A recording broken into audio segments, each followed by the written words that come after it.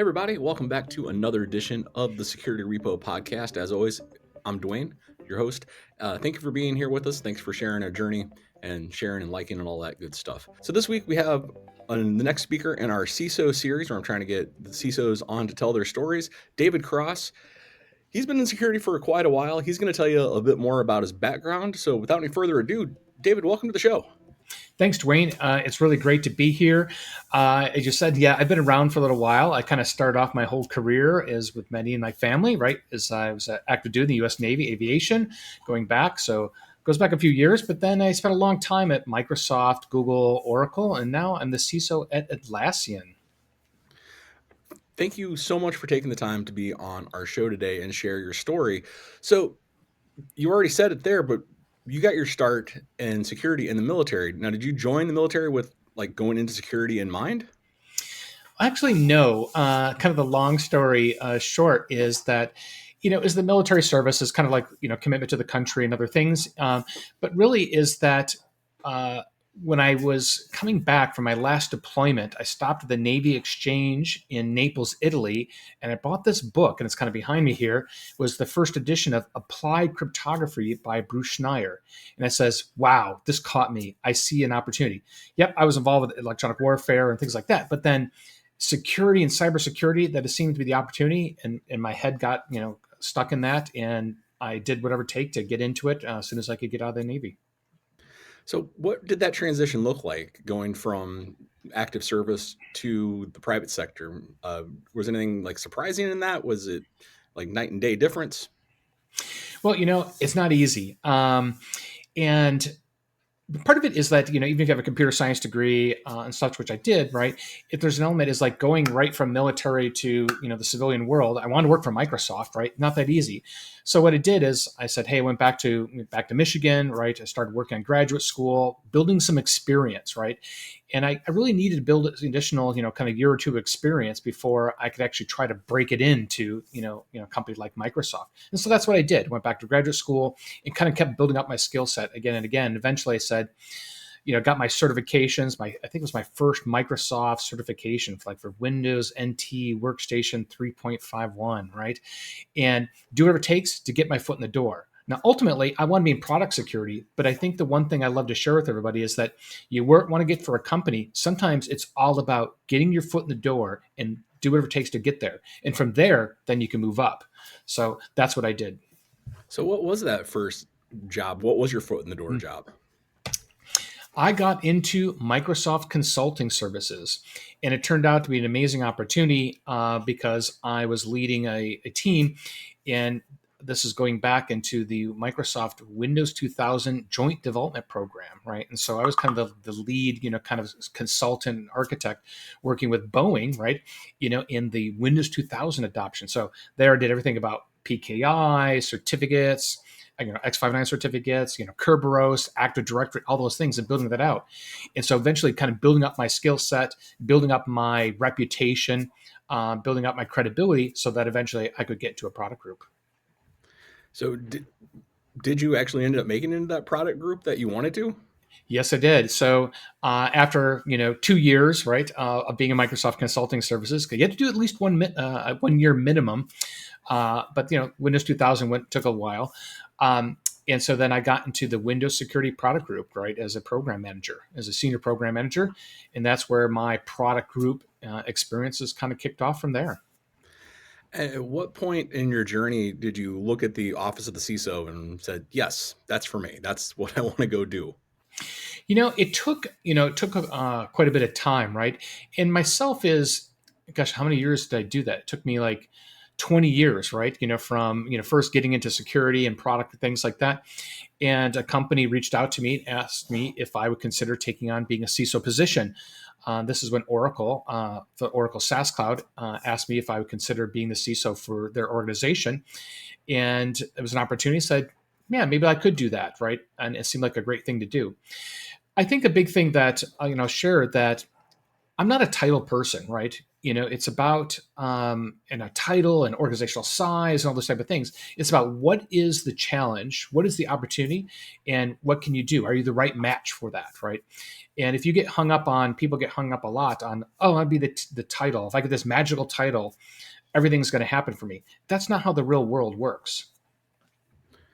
Right on. So what were those first so what was your first time out being a CISO like? Like what were the first 90, 60, 120 day, like what does that transition look like?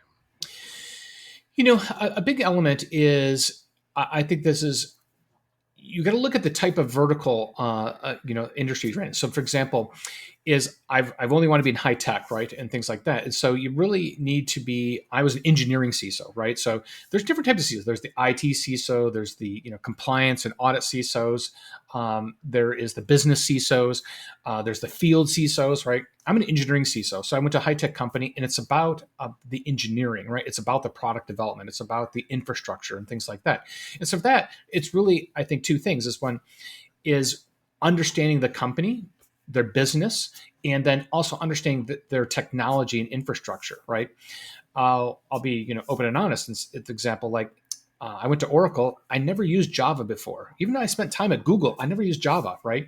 And so really, I really had to have credibility in my organization. I needed to get my Java developer certification, right? Otherwise, it doesn't matter if I know all the security in the world. I really don't know Java and I don't know the company. You're not going to be successful. That's a really good point. You have to align. I think in security in general, like we don't talk about that enough, especially in the early days of people's careers, like really aligning with the overall business. I hear that more and more from stage these days than I did when I first started speaking in the security world. Uh, but yeah, aligning with business is key. You have been a CISO for a while.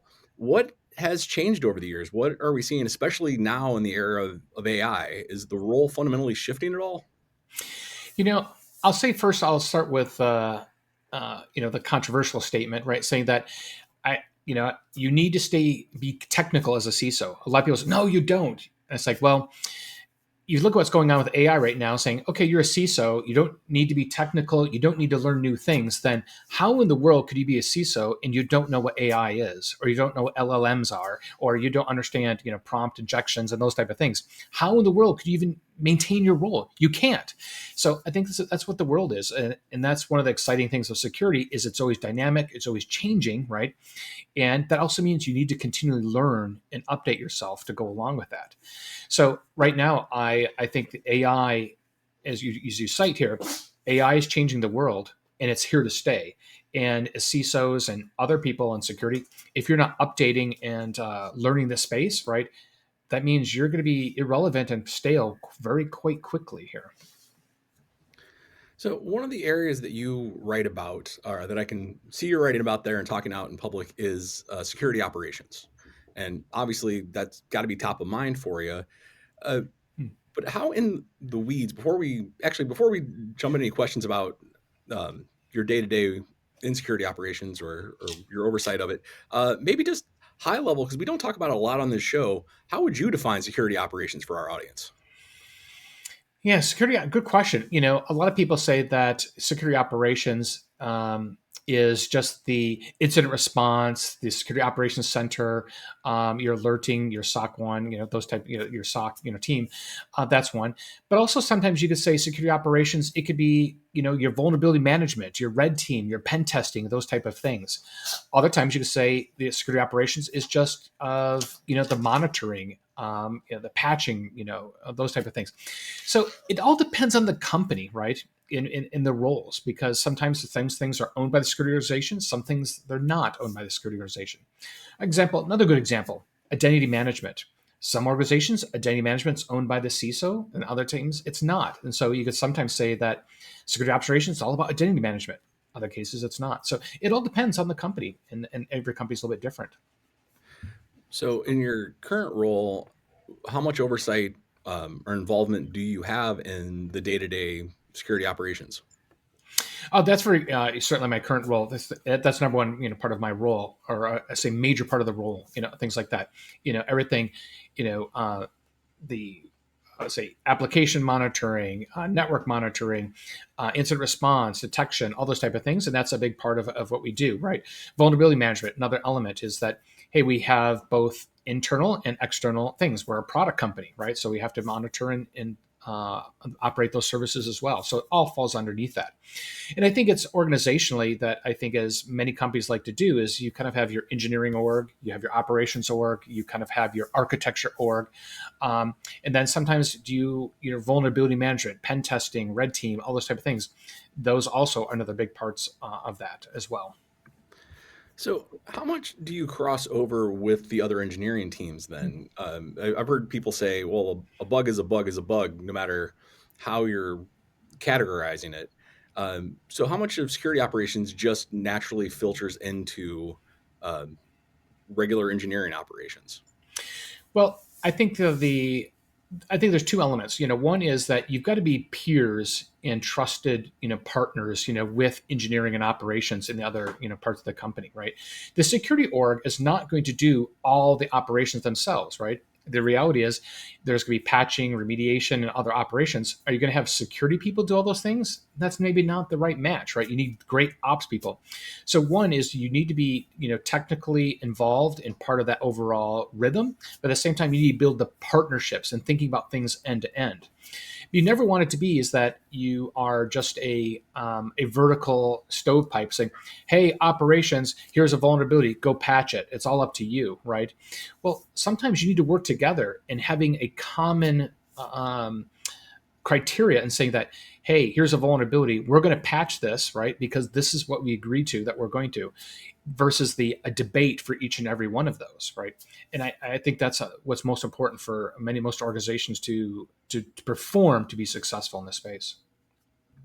So, the same question I asked earlier, like, what have you seen change? Are there been any big shifts that we should be aware of, or tooling changes? I mean, ultimately is AI helping or hurting? Well, without question, AI is helping, right? And I'm a member of the IT ISEC Critical SaaS Special Interest Group. And we actually published a paper about 2 weeks ago about that and saying that, hey, is AI taking away jobs? Is AI hurting us? No, it's actually helping us, right? AI, whether it's in security and operations, AI is really is giving you much more power and more productivity than ever before. And so I think that's how we need to think about that. So is AI going to replace the tier one SOC organization? Nope. But it's going to make it much, much easier for them to deal with all the false positives, deal with all the alerts, do much more analysis and reporting that was so manual and tedious before, right? So I think we can go to a whole different topic on, hey, is AI going to be used by the bad people? Yes, it is, but that's a different topic. But is AI going to help engineering, operations, developers? It is. And honestly, if you're not using AI in the next 12 months, in these roles, then you're setting yourself up for a career failure, if you ask me. So I just want to get your hot take opinion on it, because I definitely love the filtering, um, the sorting, this triage with AI. How comfortable are you with letting AI just try to fix it? Great question. So I'm a big fan of the human augmented, interactions, with things like that. I can go back to my military days and saying that let's look at the modern, the B-2 bomber, things like that. It could do everything automatic if it wants, but we still, for release of weapons, we have humans involved with it for various reasons, right? In some ways, we want to think about AI the same way, is that it can start doing things automatic, but there's the things where there's a risk or casualty or negative impact that could occur. This is why you want humans to be involved and be part of that chain of decision making. Now, I'll go back to another element. Is I think is AI a given system, an automation, or model, it gets mature, right? You can start to trust it more and more in automatic mode. I'll give you an example, a good example. How many years ago would we start doing online bill paying and automatic bill paying? Was it 20 years ago? Something like that? Back then, I remember, hang on, I'm constantly checking it. Did this go? Is this working? Are there any issues? Nowadays, you're like, oh, I just turn it on. I don't even worry about it, right? Because it's built that maturity, that trust, that credibility over time. I think we'll see this with AI over time, is that for various interactions, hey, are we going to let the automation do this? It's been working for the past 2 years and not a single flaw or error. Just let it go, right? So I think that is what I think is going to happen over time with systems. That is a refreshing answer because I've heard a lot of different opinions on AI. I think we all have from a lot of different sources, but that's a pretty pragmatic answer, I think. Um, so we're at that part of the show where we ask all of our guests the same 4 questions, get to know you a little bit better, and we'll just dive right into it. So we always ask everybody, what is your favorite security command line tool? Believe it or not, I'm going to go back. I'm a Windows guy, despite all the years, and there's lots of Macs out there. I'm a Windows guy. My favorite tool is certutil.exe. Is certutil is from us on the PKI X509 certificate days. It's amazing how many things you can do with that tool, not just for certificates, but things like encoding and other things, right? So I can't resist sharing that one. Excellent. For all the Windows people out there, I'm sure they have something new to learn. I am not a Windows person myself, so I can't just pull it up. So you have clearly been in leadership for a while, and you must be interviewing people. Do you have a go-to favorite interview question? I do actually. For people that know me, is I always say my little saying as I say that, hey, I put my MBA hat on, and I say people are like a balance sheet. You have assets and liabilities, right? And I want to know for a person, it's like, what is the asset you're bringing to the organization that we really should be aware of and value? And also I say, what is your liabilities, right? And the liability question is the most important one, because if a person is not self-critical, that's not the person you want in your organization. Because guess what? Is any of us perfect? No, we're not, right? And so we all have liabilities, we all have risks, we all have growth areas. And I really want to know how self-critical a person is in understanding their own limitations. That's important to know. That's a very important thing to know. So, best advice, worst advice. This is my personal favorite part of the show. What is the best security advice that you have ever heard or that you're given out there? Oh gosh, there's all the classics, things like that. There's no such thing as security for via obscurity, things like that. What's the best one I could always say that is don't make judgments about the security of something, the security of something, unless you really are hands-on and used it yourself, right? Is you can look at things and talk about, oh, that's not secure, but I always say that go look at the code, go look how it works, go be hands-on with something, and then you really know what you're playing with. And the other side of that, what is the worst security advice you think floating around out there? The worst security advice is, I think is let AI do all the coding for you and never have a human look at it, right? The analogy I've been seeing lots of people is like, if you look at a couple years ago or 10 years ago, humans, we generate all the code and we had automation AI validating the code. Now the world is AI is going to generate all the code, but now it's about the humans that are validating that code, right? And QAing that code. And I think that's the most important thing looking forward. Well, thank you so much for being here and sharing your journey with us. We always like to leave it to our guests to have the final say. But I would like to ask you before we, just open the floor for anything you want to get off your chest. Do you have any words of encouragement for people that might be looking at that career path and saying, maybe CISO is for me? So the big thing I like to say to everybody is you're trying to break in, get into security, right? And the analogy I like to use with everyone is saying, okay, what about actors in movies or models and things like that? How do they get directors or studios to pick them up? They have a portfolio, right? And they show the portfolio. So I say you want to break into the security industry. It says, show me your portfolio. Where's your GitHub repos? Where's your blog? Show me what you can do, right? And ultimately, that's what it is, right? Is that if you can't have a portfolio of what you can do and what you know in the quick evidence, then I think you're going to have a hard time. But I say, just like I did when I wanted to get into the product group at Microsoft, they said, David, the programmers, they're writing these technical white papers and other things. So guess what? I spent a year in my own free time writing these technical white papers and getting them published. And so that's what I did. Nowadays, someone wants to come in and say, "Where's your blog? Where's your GitHub repos?" We don't have that. Then how do I even know what you can do? So I think that's the recommendation I'd like to give everyone.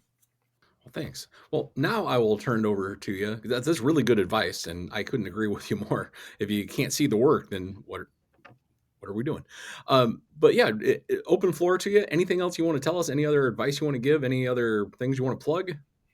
Yeah, the one thing I always like to say is, being a veteran myself in cybersecurity is that for a lot of companies, is I think some of the best talent you can bring into a company, right, is the veterans, right, especially in these cybersecurity roles, because they can bring a lot to the company, right, or to your organization. Is one because they've got the values, integrity, honesty, attention to details, willingness to learn, right, focus, and they know how to operate under fire and operate by the playbook, right? So think about your tier one SOC and things like that. It's like, oh, we want to make sure we follow the playbooks. People that aren't under stress when things are tense. So like, they've already been trained, in how to do this. They could bring a lot to your company and organization from their values and experience. And so that's one of the things I try to promote a lot in the overall community.